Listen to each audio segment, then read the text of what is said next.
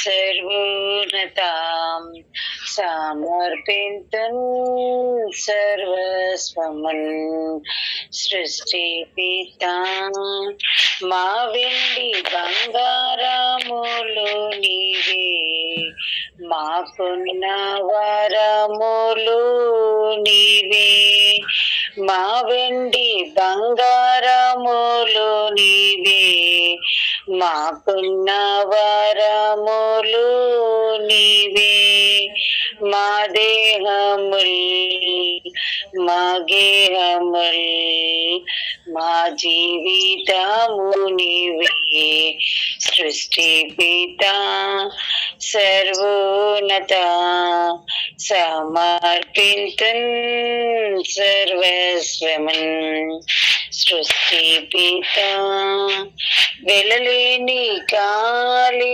వెలుతుర్లు విలువైన పాడి పైరులు వెలలేని గాలి వెలుతురు విలువైన పాడి పైరులు విధ విధములైన దీవెనలు నీ కరుణా వర్షములు సృష్టి పిత సర్వోన్నత సమర్పింతున్ సర్వస్వమన్ సృష్టి పిత పరిశుద్ధ గ్రంథపు పలుకులు పరలోక తేనె చినుకులు పరిశుద్ధ గ్రంథపు పలుకులు పరలోక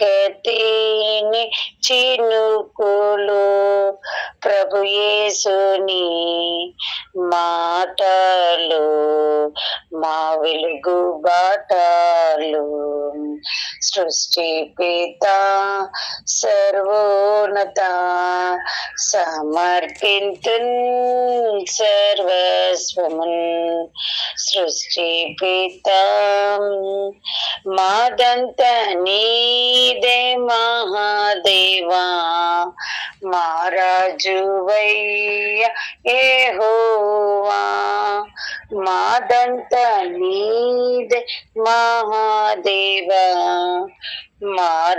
మారాజువయ్య యెహోవా మా తనువుల్ మా బ్రతుకుల్ మా యావదాస్తి నీవే సృష్టి పిత సర్వోన్నత సమర్పింతున్ సర్వస్వమన్ సృష్టి పిత మేమికు కాంత ఏ పాటిది ఏ ప్రేమ నీకు సాటిది మేమికు కాంక ఏ పాటిది ఏ ప్రేమ నీకు సాటిది మోక్షనాదా యేసు ప్రభు మోక్షనాదా యేసు ప్రభు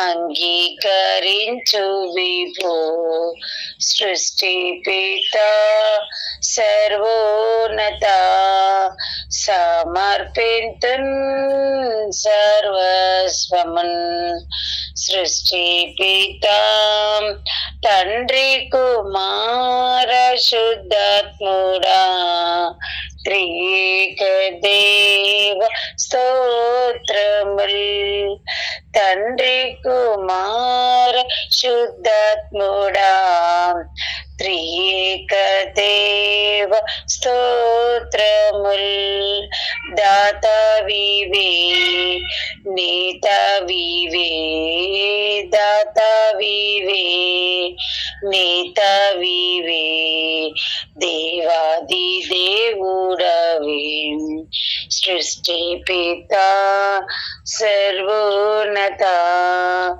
సమర్పింతున్ సర్వస్వమన్ సృష్టి పిత హల్లెలూయా. ప్రైజ్. యాకోబు పత్రిక 1:12 ప్రభు తన్ను ప్రేమించు వారికి వాగ్దానము చేసి జీవ కిరీటము పొందును. ఆమేన్. హల్లెలూయా. దేవునికి స్తోత్రం. చక్కటి వాగ్దానం అండి ఈరోజు క్యాలెండర్లో. ప్రార్థన చేయండి అమ్మా. స్తోత్రం ఇచ్చినాము నాయన, ఈ ధన్యతకే వందనాలు, స్తోత్రాలు. కాన్ఫిడెన్స్ మంచి చేరుతండి ప్రభావ. నీ మెండైన దీవెన కొంటకి ఇచ్చిన కృపకే వందనాలు, స్తోత్రాలు. చదివిన వాక్యం వాగ్దానం బట్టి నీకు వందనాలు, స్తోత్రాలు. ఇంతవరకు మీరు మమ్మల్ని కాచి కాపాడినందుకు వందనాలు, స్తోత్రాలు తండ్రి ప్రభావ. మా ప్రతి విధమైన పాప తప్ప దోషములు క్షమించి ఈ ఉదయకాలం అంతట్లో తండ్రి, ఉదయకాలం నుంచి రాత్రి వరకు మీరు కింద భద్రపరుచుకొని మమ్మల్ని అందరినీ దీవించి ఇప్పుడు వాక్యాన్లోకి వెళ్తుందిగా తోడేయండి. వాక్య మర్మాలు మాకు దయచేసి వినగల చూడు గ్రహించే హృదయాన్ని మాకు దయచేసి నీకు మాదిరి కదంగా మేము జీవించడానికి కృపను అనుగ్రహించి ఈ లోకయాత్రలోనైనా తండ్రి ప్రభావ మీరు మాకు తోడైంది మమ్మల్ని నడిపిస్తారని యేసుక్రీస్తు నామంలోనే అడిగి బతిమాలాడు వేడుకుంటున్నాను తండ్రి. ఆమేన్. ఆమేన్. ఆమేన్. చక్కగా ప్రార్థన చేసినారమ్మా. God bless you. మరి ఈరోజు వాక్యంలోనికి వెళ్దాము. రెగ్యులర్ బైబిల్ స్టడీలో మనం ఎక్కడున్నామా అధ్యాయంలో మత్తయి సువార్త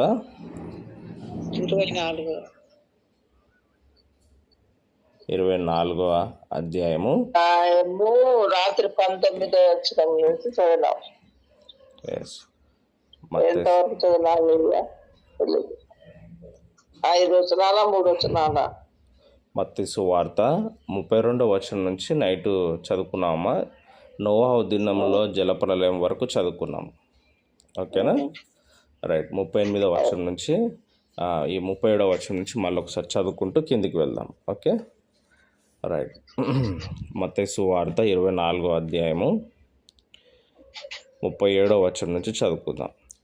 నోవహు దినములు ఎలాగుండెనో మనుష్య కుమారుని రాకడయు అలాగే ఉండును.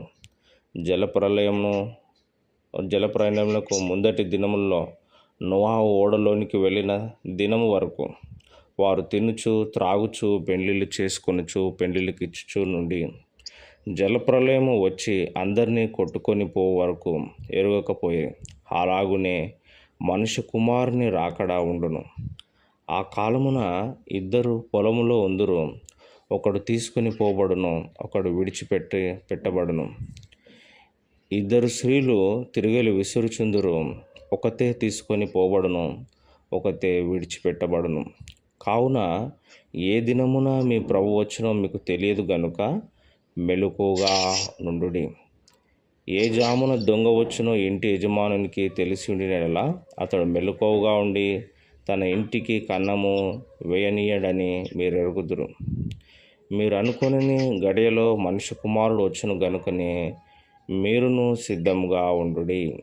దేవునికి స్తోత్రం, మహిమ కలుగును గాక. చదవబడిన లేఖన భాగంలో నుంచి లోతైన విషయాలు గ్రహించడానికి ప్రభు సహాయం చేయనుగాక. ఆమేన్. మంచిదండి. ఈరోజు వాక్యాన్ని మనము ధ్యానం చేసుకున్నట్లయితే యేసుక్రీస్తు ప్రభువారి యొక్క రెండవ రాకడ యొక్క సూచనల గురించి ఇక్కడ రాయబడింది. గత కొన్ని రోజులుగా మత్తయి సువార్త 24వ అధ్యాయం మనము ధ్యానం చేస్తూ ఉన్నాము. యేసుక్రీస్తు ప్రభువారు త్వరలో రానే ఉన్నారు కదండి. లోకమంతటికి ప్రభు తీర్పు తీర్చబోతూ ఉన్నారు. మొదటిసారి వచ్చినప్పుడు ప్రభు గొర్రె పిల్లవలే వచ్చినారు కదండి. మనుషులందరి కోసం తన ప్రాణాన్ని సిలువలో ప్రభు పెట్టినారు. మరి ఆహరోణమై ఆయన పరలోకాన్ని కూడా వెళ్ళినాడు. ఇప్పుడు ప్రభు రెండోసారి రాబోతూ ఉన్నాడు. వచ్చినప్పుడు యూదా గోత్రపు సింహం వలె ప్రభు వస్తాడు కదండి. నీతిమంతులకు అనీతిమంతులకు, గొర్రెలకు మేకలకు ఆయన తీర్పు తీర్చబోతున్నాడు కదండి. మరి ఆ తీర్పును మనము తప్పించుకొని నిత్య జీవంలో చేరుకున్నట్లు మనము యేసుక్రీస్తు నందుండి ప్రభువుని విశ్వసిస్తూ ప్రభు మార్గంలో నడుచుకుంటూ ఓపికగా నీతి క్రియలు చేస్తూ ప్రభులో మనం ఇంకా ఎదిగితే, ప్రభుతో సహవాసం చేస్తే ఆయన మనల్ని నడిపిస్తూ రెండో రాకడలో సిద్ధపడిన సంఘంగా మనము ఎత్తబడతాం కదండి. ఈ ఆన్లైన్లో వాక్యం వింటున్న వాళ్ళందరూ కూడా సిద్ధపడిన వారిగా ఉండుటకు ప్రభు సహాయము చేయనుగాక. మరి యేసుప్రభు వారు వచ్చే ముందు సూచన లేనిది, ఆయన వచ్చే సమయం మనకు తెలియదు కదండి. ఆ గడియను గురించి దేవదూతలైనను మనిషి కుమారుడైనను ఎరుగరు. కేవలం తండ్రే ఆ సమయము తెలుసు. తండ్రికి మాత్రమే ఆ గడియ తెలుసు, ఆ సమయం తెలుసు, కనుక మనకు తెలియదు. అయితే యేసుప్రభు గారు చెప్తున్నారు, ఈ యొక్క రెండవ రాకడకు సూచనలు ఉన్నాయి కదండి. పలానా టైం అని ప్రభు చెప్పలేదు, కానీ సూచనలు మాత్రం చెప్పినారు కదండి. ఆ సూచనలు ఏందో మనము ఆలోచన చేసినాం కదండి. యుద్ధముల గురించి, యుద్ధ సమాచారం గురించి మీరు వింటారు. కరువులు, భూకంపాలు జరుగుతాయి, ఆకాశం నుంచి నక్షత్రాలు రాలుతాయి, సూర్యుడు కాంతినివ్వడు, చంద్రుడు తన కాంతిని కోల్పోతాడు. మరి నాశనకరమైన హే వస్తువు దానియేలు గ్రంథంలో ప్రవేశించిన ప్రకారం యేసుప్రభు వారు దాన్ని కోట్ చేస్తూ, నాశనకరమైన హే వస్తువు అది పరిశుద్ధ స్థలంలో ఉంచబడినప్పుడు, ఇవన్నీ సూచనలు జరుగుతున్నప్పుడు మరి అంతము త్వరగా ఉందని మీరు గ్రహించాలి. నేను దగ్గరలోనే కదండి, తలుపు దగ్గరే ఉన్నానని మీరు గ్రహించాలని ప్రభు చెప్పినారు.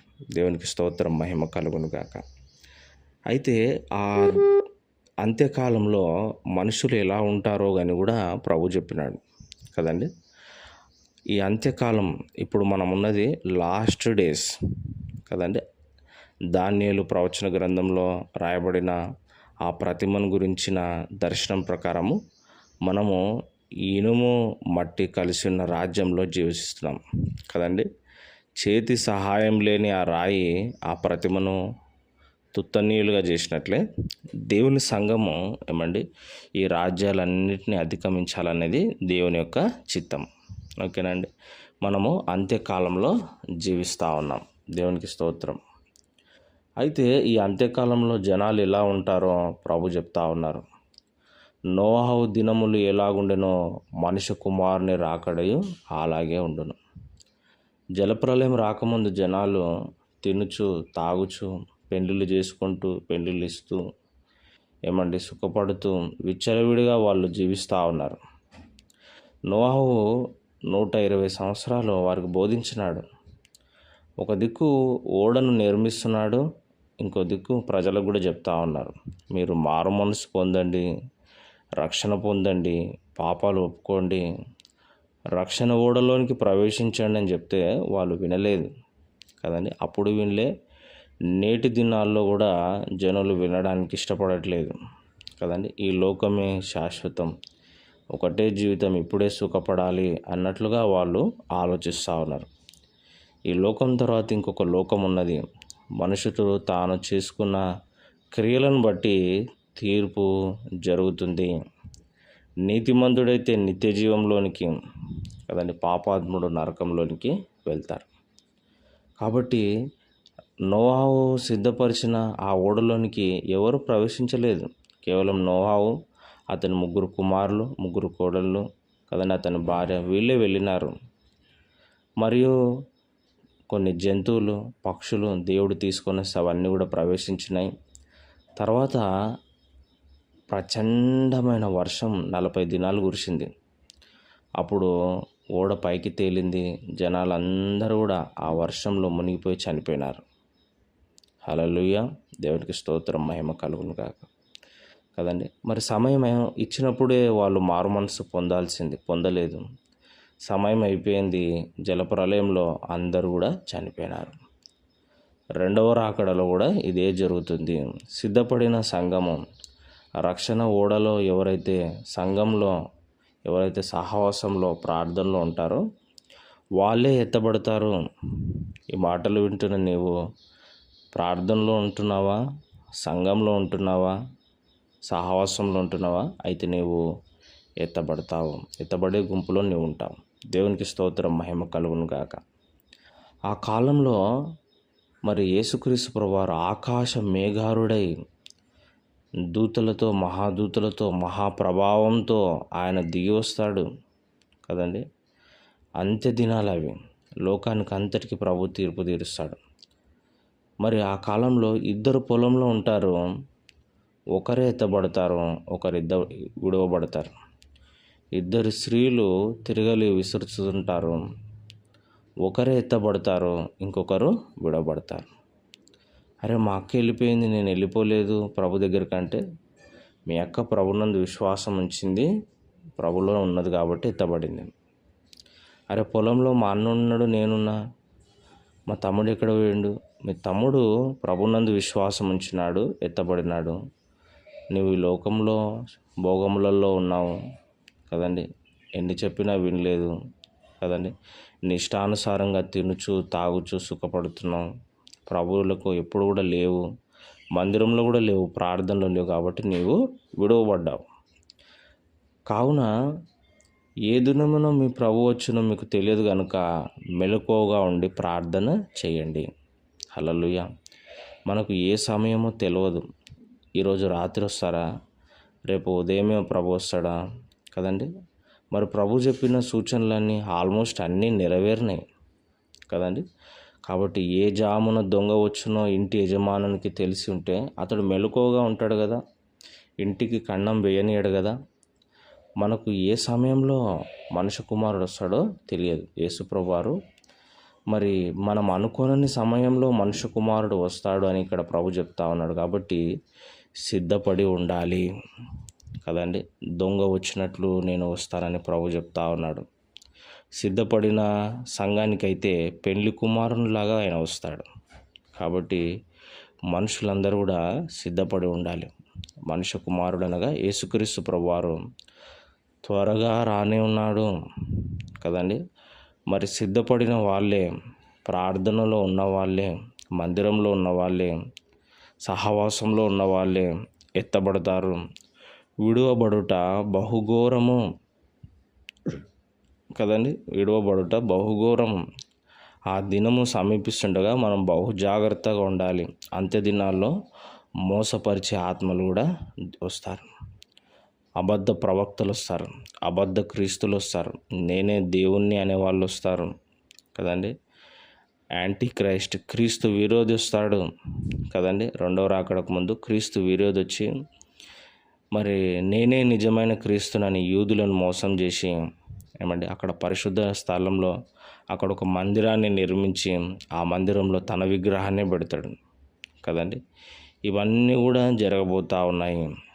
భూమి మీద అంతా కూడా శాంతి శాంతి శాంతి అని చెప్పి ప్రపంచ దేశాలతో ఒప్పందాలు చేసుకుంటాడు.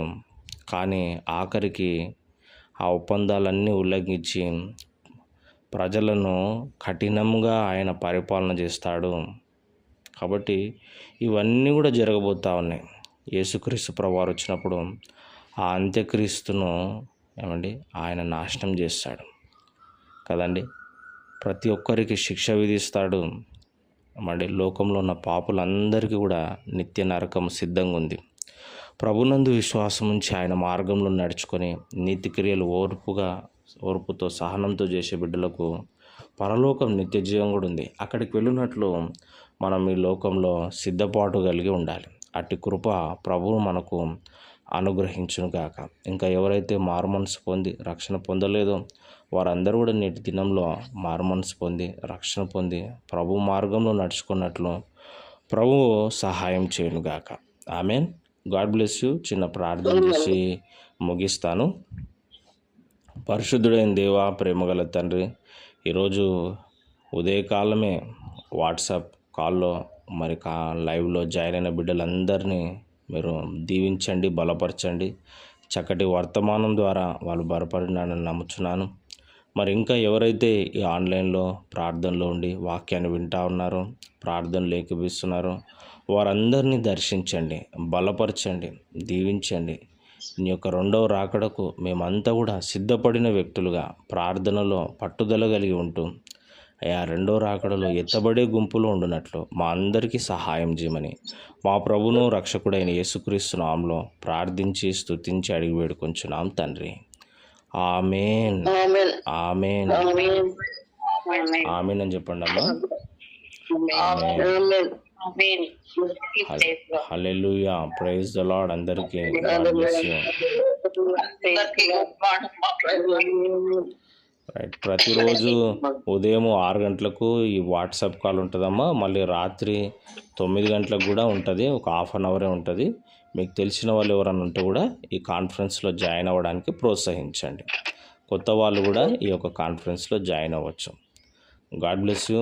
దేవుడు మిమ్మల్ని దీవించును గాక. ఆమెన్.